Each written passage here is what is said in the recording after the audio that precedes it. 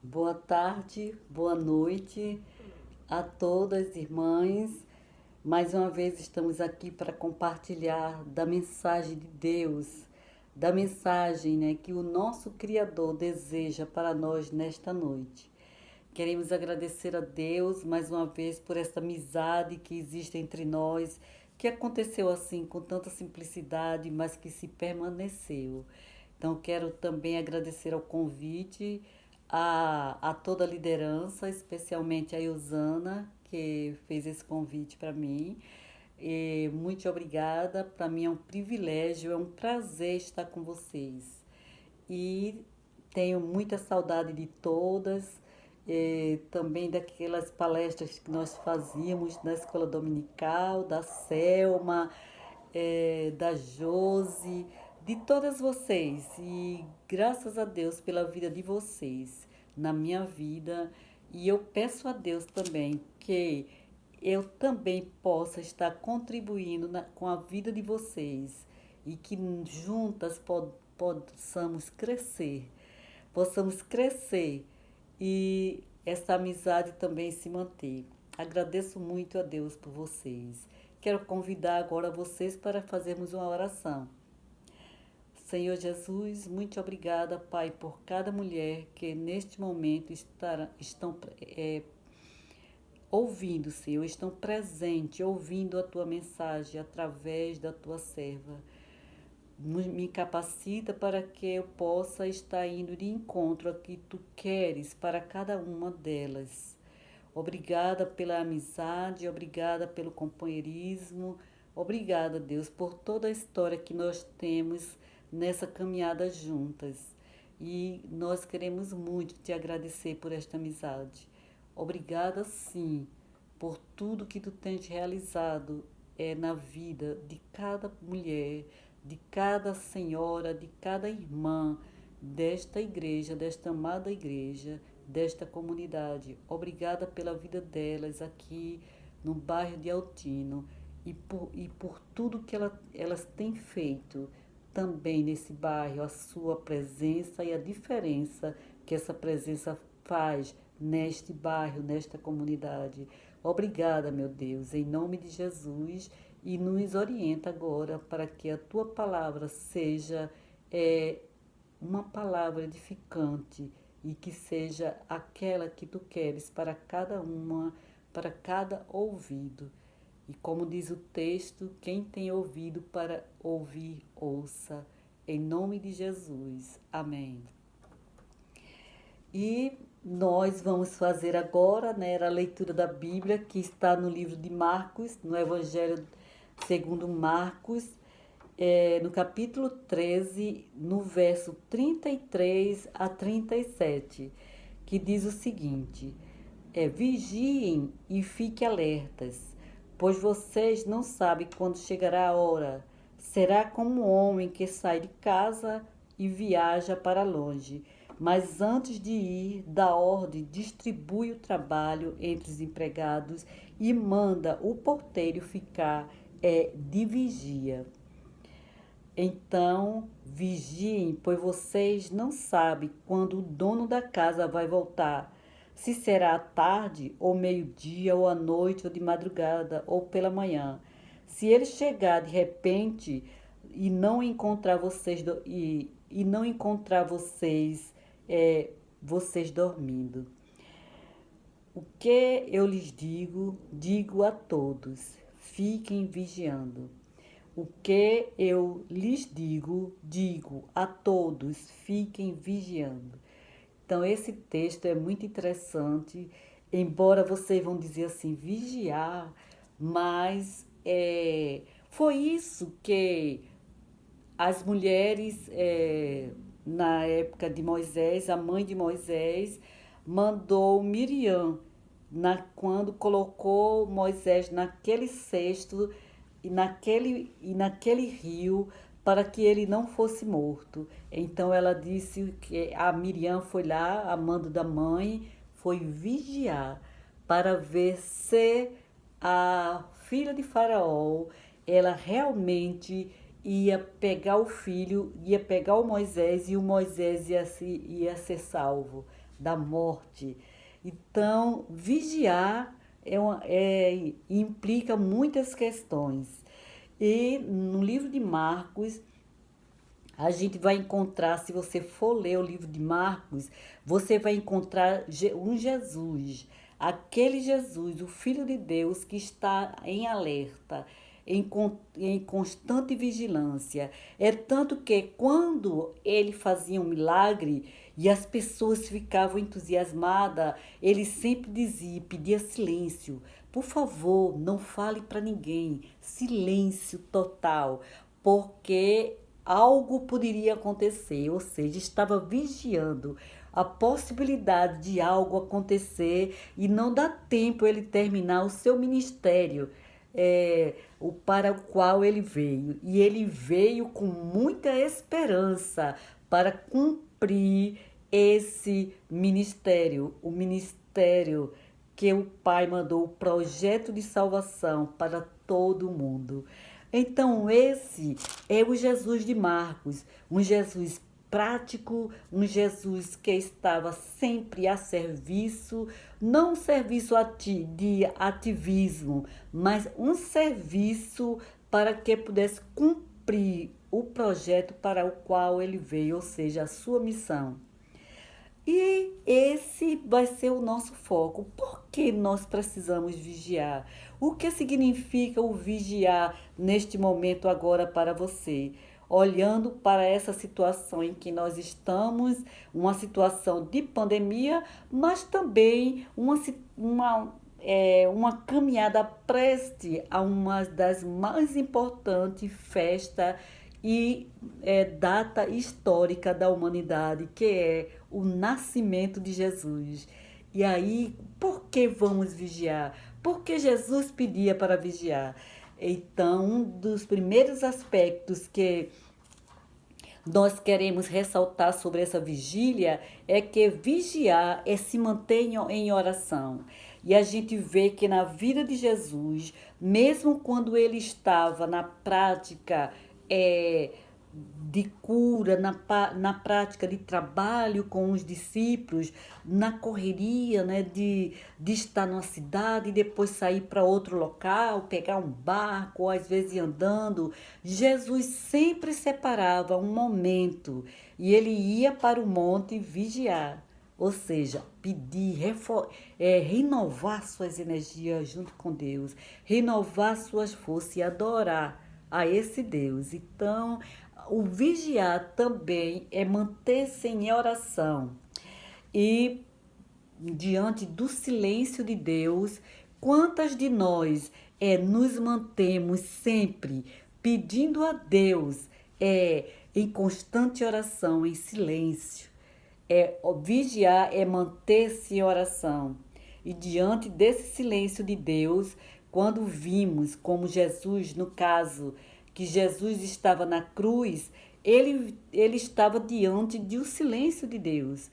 Todo aquele processo de estar indo para a cruz, Jesus disse, quando chegou lá na cruz, Pai, por que me desamparaste?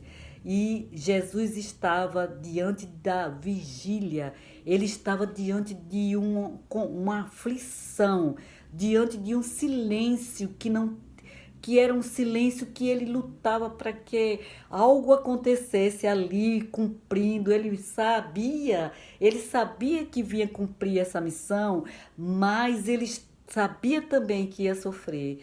E ele queria, de alguma forma, que isso pudesse ser mudado. Mas, no íntimo, ele provavelmente, claro, né, ele sabia que não tinha como mudar, que esse era o caminho, porque ele também é Deus, o Deus encarnado entre nós. E aí, nesse silêncio entre a oração e o que você quer, você vigia, não é? Quando você pede a Deus algo que é importante para você ou importante para a sua comunidade, você vigia. Você fica de alerta, você fica esperando que algo aconteça. E o silêncio de Deus, às vezes, nos deixa temerosas. O silêncio de Deus às vezes nos deixa aflitas. O silêncio de Deus às vezes nos deixa angustiada. E aí nós temos uma tendência de começar a se desesperar, mas em total ausência foi e é ainda nessa total ausência, nessa impressão de que Deus está ausente, que nós enriquecemos a esperança ao vigiar. E vigiar também passa pelo esperar. Esperançar, esperar, uma esperança. Não é esperar algo que você já sabe que vai acontecer. É a esperança de que aquilo que você deseja, porventura, Deus possa estar te abençoando. E esse movimento, e esse mover de vigiar enquanto se deixa acesa a esperança, essa esperança que queima em nosso peito, que queima em nosso coração, que queima em nossa mente, ela nos leva para uma vigilância constante de encontro e de estar perto de Deus. Porém, nesse processo de vigiar enquanto Deus está em silêncio, muitos às vezes se desesperam e às vezes tomam duas posições, ou se rebela contra Deus ou acha que nada vai acontecer mais, para de orar. Então, duas coisas acontecem em muitas ocasiões, quando as pessoas estão esperando e elas perdem a esperança, ou seja, ela na vigília ela entra no processo de desesperança, ela para de orar ou ela se rebela, ou seja, ela para de acreditar que aquele silêncio talvez seja uma resposta de Deus. Quantas vezes, irmãs, nós estamos diante de um silêncio de Deus, de algo que é tão urgente, que nós precisamos, desejamos, é urgente. E nós parece que às vezes estamos orando e queremos dizer, balançar Deus, Deus age logo, porque eu estou vendo que algo vai acontecer e não era o que eu gostaria que acontecesse. E quantas vezes nós temos testemunho de pessoas que, diante dessa situação, de um silêncio de Deus, como foi o caso de Jesus, diante do silêncio de Deus, ele disse: Pai, por que me desamparaste? Nós também, à semelhança dele, muitas vezes, diante do silêncio de Deus, nós dizemos: Pai, por que tu nos desamparaste? E ficamos aflitas. E essa sensação de abandono, essa sensação de desamparo, muitas vezes nos desestimulam e nos permite parar de orar. E às vezes nós paramos de orar diante do silêncio de Deus, nos desesperançamos, perdemos a esperança e também nos rebelamos. Quantas vezes nós vemos pessoas que se rebelam, que fica revoltada porque Deus não respondeu aquilo que ela ou ele gostaria que respondesse. E aí, diante desse silêncio, temos essas duas possibilidades que nos impede de avançar, mas também temos o exemplo de Jesus, que diante do silêncio de Deus, ele disse: faça-se de mim este cálice. Ou seja, diante do silêncio de Deus, algo vai acontecer. E aí eu trouxe para nós a história de Abacuque, que vocês conhecem muito bem, né? O profeta Abacuque, diante de uma sociedade, de uma situação que todos estavam num total conflito, numa total violência, morte, era desentendimento, eram as pessoas se destruindo, era a violência que dominava naquela época na cidade de Judá.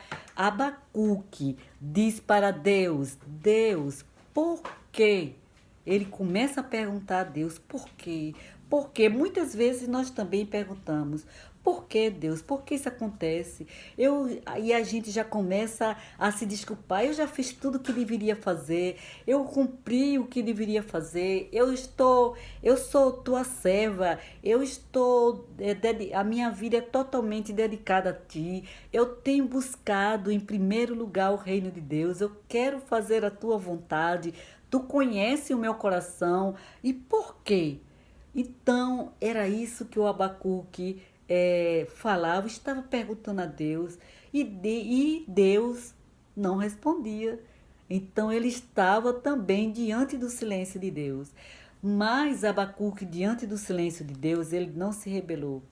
Abacuque, diante do silêncio de Deus, ele disse: ainda que a figueira não dê frutos, ainda que não haja azeitona e nem trigo, e também não haja ovelhas, mesmo assim eu darei graças ao meu Salvador. Então vocês estão vendo como muitas vezes Deus não quer resolver aquela situação, porque aquela situação vai promover um crescimento em você, vai mostrar para você coisas maravilhosas. Quem já não passou por isso? Coisas incríveis sobre você mesma. E aí você vai dizer: poxa, no silêncio de Deus eu aprendi algo que eu nem esperava que eu precisava aprender. E eu vejo maravilhas acontecer, como é o caso do Abacuque. Mesmo assim, mesmo que falte tudo, eu mesmo assim darei graças ao meu Salvador. E ele pôde se tranquilizar, e Deus cuidou com certeza do profeta Abacuque. Mas nessa situação de vigília diante do silêncio de Deus, nós também temos essa esperança de que Deus está conosco e Ele caminha com a gente, Ele caminha com a gente também no silêncio. E nós aprendemos a ouvir a palavra de Deus, a voz de Deus no silêncio. Porém, vigiar também é manter-se em esperança. Vigiar é esperançar. Vigiar é também movimento, é caminhar. Muitas vezes nós temos tantas questões para resolver, mas como a gente viu nesse primeiro aspecto que eu falei, sobre que vigiar é manter-se em oração, a gente se mantém em oração. A gente fica ali, esperando silenciosamente. Quantas de nós esperamos silenciosamente, mantemos acesa a nossa esperança e a gente vê o silêncio de Deus se transformar em maravilhas, o silêncio de Deus se transformar em uma voz guiadora que nos leva para caminhos caminhos surpreendentes, caminhos que nos fazem encher de alegria e de esperança. Então, vigiar também é manter-se em esperança.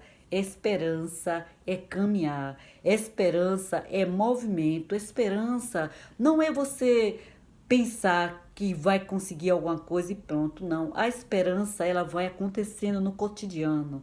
Ela não te deixa parar. A esperança também não te deixa rebelar. A esperança te move para, mesmo que a figueira não dê fruto, você está firme, vigiando e no silêncio de Deus, esperando que Ele fale, a sua voz se revele. E aí nós vamos ver o que? O exemplo também do Elias. Elias diante do silêncio de Deus e também da ameaça de ser morto, né? Ele, depois que fez tantos milagres, como vocês sabem, ele se escondeu. Depois que ele matou todos os profetas de Baal, ele se viu ameaçado pela Jezebel e ele se escondeu e ele saiu. Ele não aguentou aquela pressão e ele saiu para o deserto. E lá no deserto ele entrou, ele ficou embaixo de uma árvore e lá exausto, exausto de lutar, exausto, perdeu toda a esperança, exausto, desesperançado. Ele ficou lá embaixo da árvore. E aí, como diz o texto da Bíblia, um anjo chegou e disse: Elias, levanta-te. E isso é o que Deus vem falando para a gente. Diante da desesperança e diante do silêncio, Ele vem trazer o antídoto para nós, que é a esperança. Ele diz: levanta-te, mulher, vamos caminhar. Diante do silêncio não é para parar, nem para se rebelar, é para ir construindo em novidade de vida o seu caminhar, é para ir construindo a sua história com movimento, é para ir construindo a sua história no esperançar. E você sabe que esperançar é um verbo, e o verbo indica ação. O verbo é um movimento, é uma continuidade. E nessa continuidade, nós, nesse movimento de idas e vindas do cotidiano, Deus vai nos abençoando para que nós possamos aprender a nos levantar. E aí o anjo falou mais uma vez e trouxe comida para Elias e disse: Elias, levanta-te, anima-te, anima-te na dificuldade, anima-te, não perca a esperança, irmã. Seja o que esteja acontecendo na vida de vocês, anime-se, porque o anjo do Senhor está junto de você também, como esteve com Elias, dizendo: levanta-te e caminha. E Elias se levantou e caminhou. E caminhou, e diz o texto que Elias passou muito tempo caminhando e em esperança. Ele se manteve em esperança. E, por exemplo, no texto que nós vimos de Marcos, conta a história de um dono de casa que ia viajar. E quando ele viajou, ia viajar, ele planejou, ele deixou tudo organizado. E quando saiu, ele deu ordem para que cada pessoa fizesse suas tarefas e também deixou um porteiro vigiando a casa. Vigia, porque o dono da casa vai voltar. Enquanto ele não volta, a gente está vigiando. Servas vigiando, esperando esse Deus. E o vigiar é superar a crise de confiança e procurar as fontes de esperança. Muitas vezes nós ficamos em crise de confiança, ou seja, começamos a desconfiar de tudo, começamos a nos fragilizar, começamos a ter medo em tudo que fazemos, a sempre pensar que o ruim vai acontecer, a sempre ver o futuro com olhos tenebrosos. Mas vigiar é superar a crise de confiança. Supere a crise de confiança e procurar a fonte de esperança. E a fonte da esperança está onde? No anjo que falou para Elias: levanta-te. A fonte de esperança está o quê? Na voz do Espírito Santo que está junto conosco, dia após dia, nos levantando e dizendo: levanta-te. Está na voz de Deus, está na voz de Jesus, esse Deus encarnado que está entre nós. E nós vimos também agora em nossa contemporaneidade um psicólogo que também é psiquiatra, Viktor Frankl, que é muito conhecido, e ele inclusive tem um livro chamado Sentido da Vida, que ele fala que ele foi preso, né, no campo de concentração nazista. Ele passou 4 anos preso. E ele disse que nunca viu tanta angústia, tanto terror, tanto sofrimento. E segundo ele, como cientista médico, né, ele disse que o que ele contemplou lá, ele viu que o ser humano é capaz de superar tanto sofrimento, muito mais do que o que a própria ciência diz que o ser humano é capaz. Ele viu que a esperança de um dia estar fora daquele local movia as pessoas. E ele disse que a maioria das pessoas que foram salvas daquele campo de concentração é porque ela tinha algo dentro dela que a movia, uma esperança. E no caso dele, ele estava escrevendo um livro, exatamente esse livro, O Sentido da Vida. E quando ele entrou, que ele foi preso, o livro o rascunho do livro desapareceu, os rascunhos que ele estava escrevendo.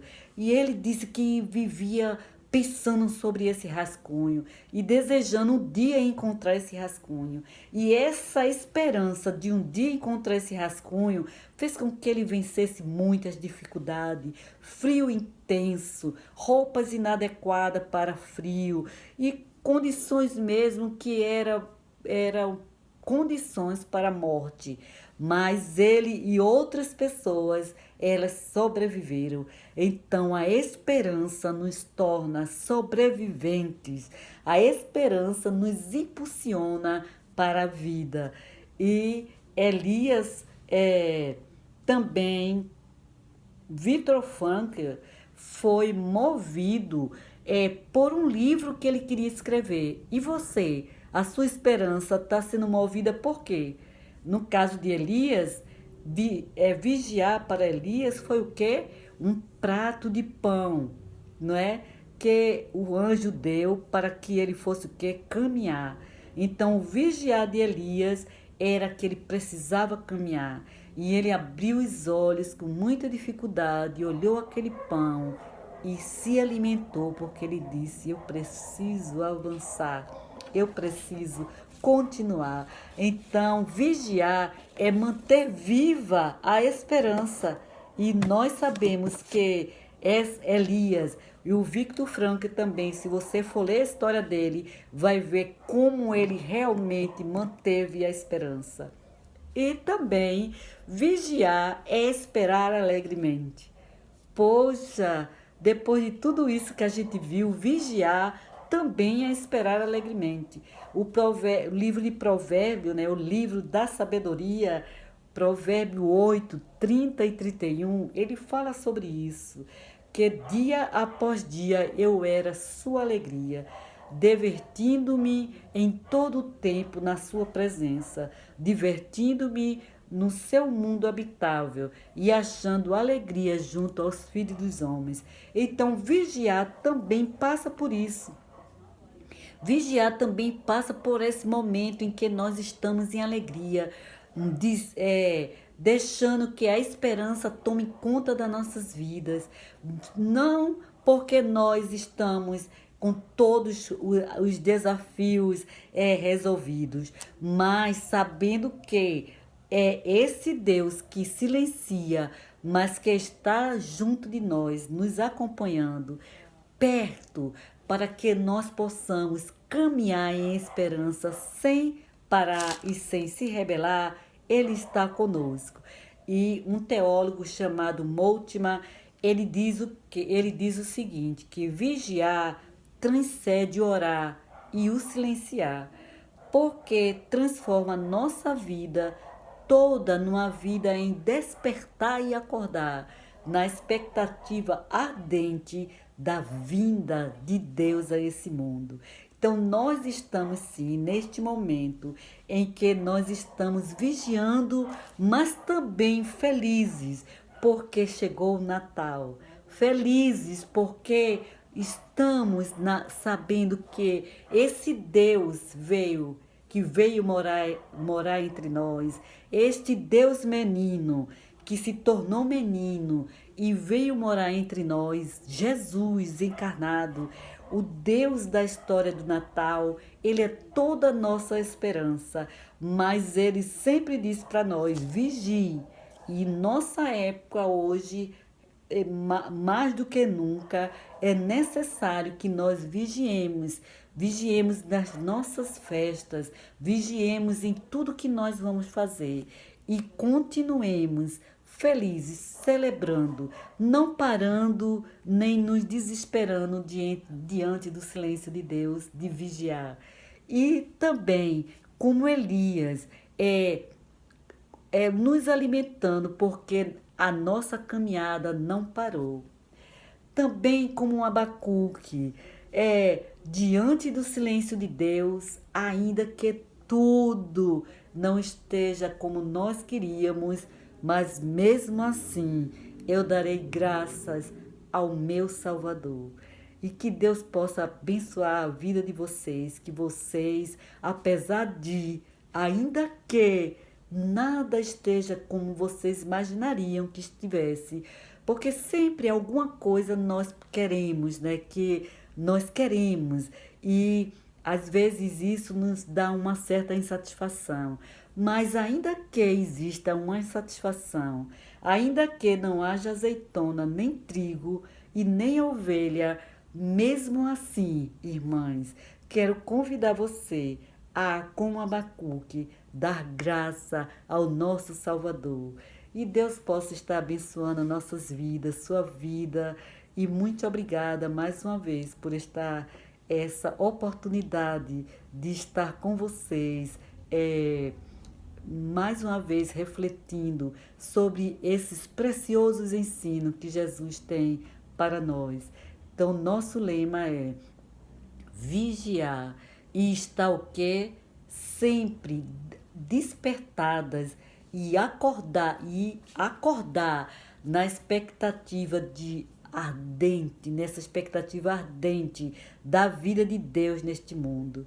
Então vamos fazer isso, vamos nos manter despertas, vamos nos manter alerta e também acordada nossas expectativas, nossas esperanças, para que Deus entre nós possa mover o mundo e transformar toda a tristeza em alegria, todos os conflitos em resoluções, em boas situações, todos os conflitos em situações de paz.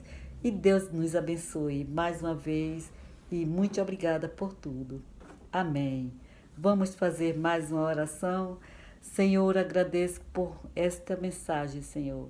Agradeço pelas mulheres da primeira Igreja Batista de Osasco, que elas possam ser movidas, se encher de esperança, esteja sempre alertas, acordadas, sabendo que Tu estás conosco em toda situação e aprendendo em todas as situações do nosso cotidiano, do nosso dia a dia, a te ver e aproveitar tudo que Tu tens para nos ensinar, para ensinar a cada uma de nós, a cada uma delas. Em nome de Jesus. Amém. Uma boa noite para todas e até a próxima.